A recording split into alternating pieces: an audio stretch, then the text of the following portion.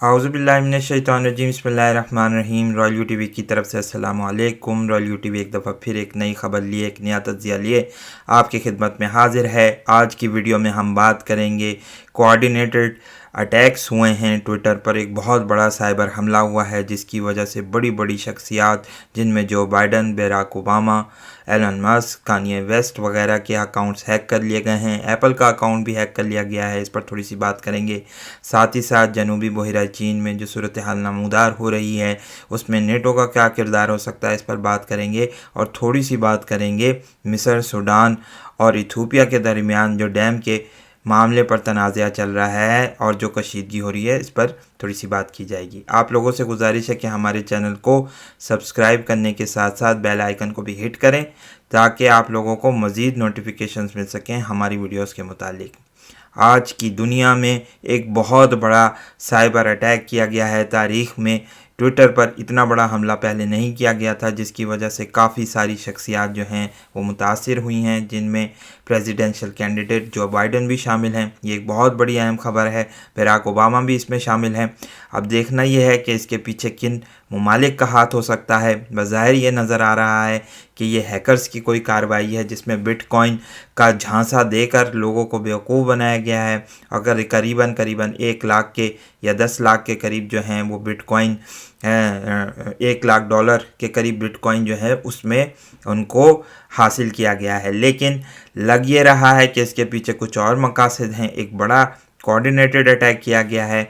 MIT इस सिलसिले में एक ख़बर शाया करता है और बताता है कि इस तरह का अटैक आपको याद होगा कि हिलरी क्लिंटन के ईमेल अकाउंट पर भी किया गया था, जिससे उनकी प्राइवेट ईमेल्स जो हैं वो चुरा ली गई थी।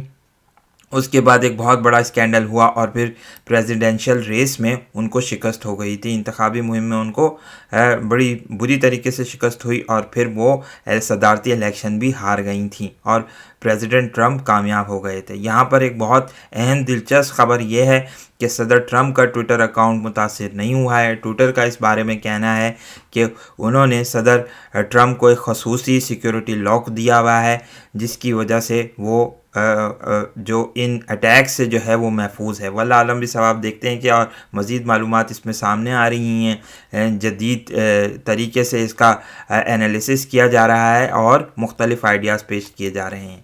एक सिक्योरिटी एक्सपर्ट ने न्यूयॉर्क टाइम्स को इंटरव्यू देते हुए बताया कि इसमें हो सकता है कि नॉर्थ कोरिया, चाइना या रशिया का हाथ हो सकता है, क्योंकि नॉर्थ कोरिया वाले ज़्यादातर जब भी कोई ऐसा इस तरह का अटैक करते हैं, कोऑर्डिनेटेड अटैक करते हैं, तो उसमें बिटकॉइन को ही वो स्कैम के तौर पर इस्तेमाल करते हैं। वल्लाह आलम भी सवाब। देखते हैं कि क्या है। लेकिन इसमें रशिया का भी नाम लिया जा सकता है। एक मुल्क रशिया भी आ सकता है, चाइना भी आ सकता है, क्योंकि आप जानते हैं कि ट्विटर ने करीबन थोड़े अरसे पहले 20,000 के करीब चाइनीज़ अकाउंट्स को डिलीट कर दिया था, जिसकी बुनियाद पर यह बात कही जा सकती है कि इसके पीछे चाइना भी इन्वॉल्व हो सकता है, क्योंकि वो इस तरीके से अमेरिका को तिजारती नुकसान पहुंचाना चाहता है। यकीनी तौर पर कुछ लोग खदशात का इजहार कर रहे हैं कि स्टॉक मार्केट पर बड़ा शदीद इसका असर पड़ेगा, क्योंकि बड़ी बड़ी कंपनियों के अकाउंट्स भी हैक हुए हैं। अब देखते हैं इसके क्या इफ़ेक्ट्स निकलते हैं, किस तरीके से ये जो है मार्केट को मुतासिर करता है।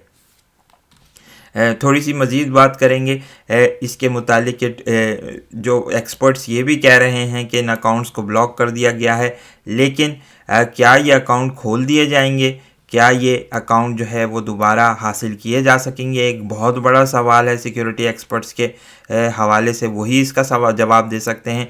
लेकिन हमें ये लगता है कि इनको दो अकाउंट्स को दोबारा बनाने पड़ेगी। और ये बात भी है अपने तौर पर कि अगर ये अकाउंट्स में, ईमेल अकाउंट्स में कुछ सेंसिटिव किस्म की इंफॉर्मेशन है, प्राइवेट ईमेल हैं, तो यकीनी तौर पर इसका फ़ायदा सदर ट्रंप को होगा, क्योंकि जो बाइडन का अगर अकाउंट हैक हुआ है तो इसमें यकीनी तौर पर टेक्निकल इन्फॉर्मेशन होगी, कुछ ऐसी मालूमात होगी जिससे उनको सदारती इलेक्शन में कामयाबी हासिल नहीं हो सकती है, वो बड़ी तौर पर नाकाम हो सकते हैं। इसकी मिसाल, बहुत बड़ी मिसाल हम हिलरी क्लिंटन के मामले में देख चुके हैं पिछले सदारती इलेक्शंस में। तो देखते हैं क्या होने जा रहा है। अब थोड़ी सी बात करेंगे साउथ चाइना सी के मुतालिक। लॉर्ड रिकिड्स एक बहुत बड़े security expert former security adviser भी रह चुके हैं, साबिक कौमी सलामती के मुशीर रहे हैं बरतानिया के। इन्होंने ये कहा है कि नेटो का किरदार आहिस्ता आहिस्ता ख़त्म होता जा रहा है साउथ चाइना सी में। अब देखते हैं कि इस बारे में क्या सूरत हाल सामने आती है आगे आइंदा आने वाले वक्तों में। लग ये रहा है कि अमेरिका और नेटो के दरमियान अलहदगी होने वाली है और अमेरिका अब एक नया अलाइंस बनाने की कोशिश करेगा जिसमें जो फार ईस्ट के ममालिक हैं वो ज़्यादा शामिल होंगे। तो सूरत हाल को देखते हैं आगे के क्या होने जा रहा है, किस तरीके से डेवलप होती रहेगी, क्योंकि नेटो ने चूँकि रशिया पर इतना फोकस रहा है नेटो का, इसलिए लग ये रहा है कि नेटो आहिस्ता आहिस्ता चाइना को भूलता चला गया है। और अब कोशिश ये की गई है, जेंस स्टोल्टनबर्ग ने भी और पिछले दिनों एंजेला मर्केल ने भी ये बात कही थी कि चाइना एक राइजिंग पावर है जिसके साथ हमारे अच्छे ताल्लुकात होने चाहिए। तो महसूस ये हो रहा है कि नेटो का किरदार इतना नहीं होगा अगर जनूबी बहरिया चीन में कोई बड़ी जंग छिड़ती है। अब थोड़ी सी बात करेंगे सूडानीज़ एक बहुत बड़ा प्रोटेस्ट हुआ है सूडान में। लग ये रहा है कि आहिस्ता आहिस्ता सूडान अब जो है वो तुर्की की तरफ, तुर्की के बड़े इत्तेहाद की तरफ जा रहा है। और मिस्र के मामले पर अगर देखा जाए तो उसकी कशीदगी चल रही है। यहाँ उसने मुत्तहिदा अरब इमारात पर भी इल्ज़ाम लगाया कि उसके लोगों को हायर किया गया था एक सिक्योरिटी फर्म के ज़रिए, जिसमें ये उन लोगों को पेशकश की गई थी कि सिक्योरिटी गार्ड्स की जॉब दी जाएगी, लेकिन हकीकी तौर पर मुत्तहिदा अरब इमारात की कंपनी ने इन लोगों को लीबिया में जाकर किराए के फ़ौजी के तौर पर इस्तेमाल किया। तो सूडान की तरफ से बड़ा शदीद एहतजाज किया गया है और अब लग ये रहा है कि सूडान आहिस्ता आहिस्ता बड़े तुर्की के इत्तेहाद की तरफ जा रहा है। क्योंकि डैम के मामले पर भी अगर हम आपको थोड़ी सी वो खबर दिखाएं कि डैम के मामले पर बड़ी लड़ाई हो रही है, बड़ा कशीदगी है। जंग की तो कोई कैफियत नहीं है, लेकिन यहाँ पर कशीदगी है इन तीनों ममालिक के दरमियान, ख़ास तौर पर सूडान और इथोपिया की इजिप्ट के मामले में। इस डैम के मामले में इजिप्ट से लड़ाई हो रही है, यानी उनकी एक कशीदगी चल रही है। अब ये डैम जो है बनाया जा रहा है इथोपिया में, ब्लू नाइल एक कहलाता है और एक वाइट नाइल कहलाता है इलाका। अगर हम कोशिश करके आपको नक्शे में दिखा भी सके, कोशिश करते हैं कि आपको नक्शे में दिखाएं इस ब्लू नाइल की तस्वीर, ताकि आप लोग समझ सकें कि ये हकीकी तौर पर ब्लू नाइल किस तरीके से वाक़ है। इसको कोशिश करते हैं कि आपको दिखाएं और बताएं भी साथ साथ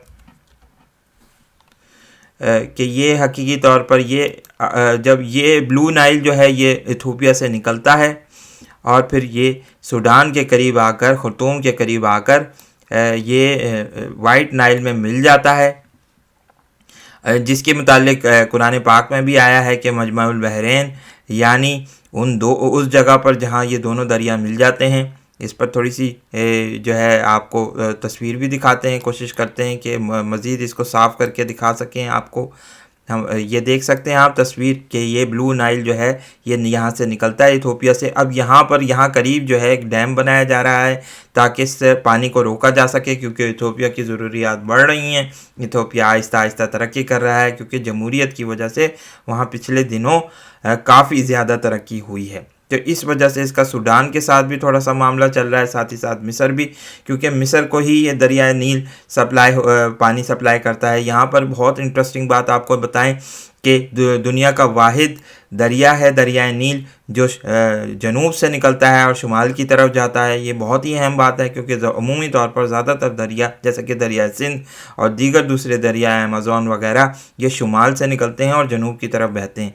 तो दरियाए नील इस मामले में ख़ास तौर पर बड़ी दिलचस्पी का हामिल है कि ये जनूब से निकलता है, जो इथोपिया से और दीगर दूसरे ममालिक से निकलता है। तो इस सिलसिले में हम ये कह सकते हैं कि इन तीनों ममालिक के दरमियान कशीदगी काफ़ी बढ़ रही है।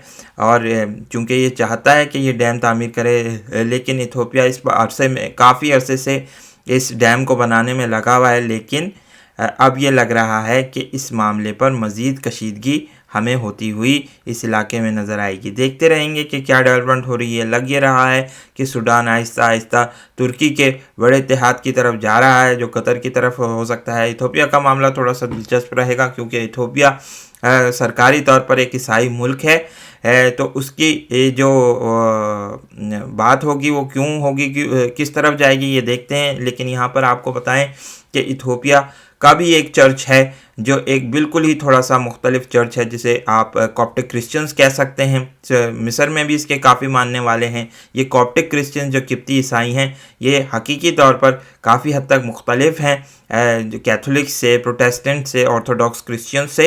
ये अपने तौर पर एक अपना रवैया रखते हैं, अपने अकायदे रखते हैं। तो देखते हैं कि ये आया रूस की तरफ जाते हैं या फिर ये तुर्की के साथ इत्तेहाद बनाना अपने आप को महफूज समझते हैं। तो देखते रहेंगे, मशरिक़ वस्ता की सूरत हाल के बारे में आपको इन्फॉर्म करते रहेंगे। इस वीडियो को लाइक कीजिए, शेयर कीजिए, दोस्तों के साथ डिस्कस कीजिए। बहुत बहुत शुक्रिया। अस्सलामु अलैकुम और अल्लाह हाफ़िज़।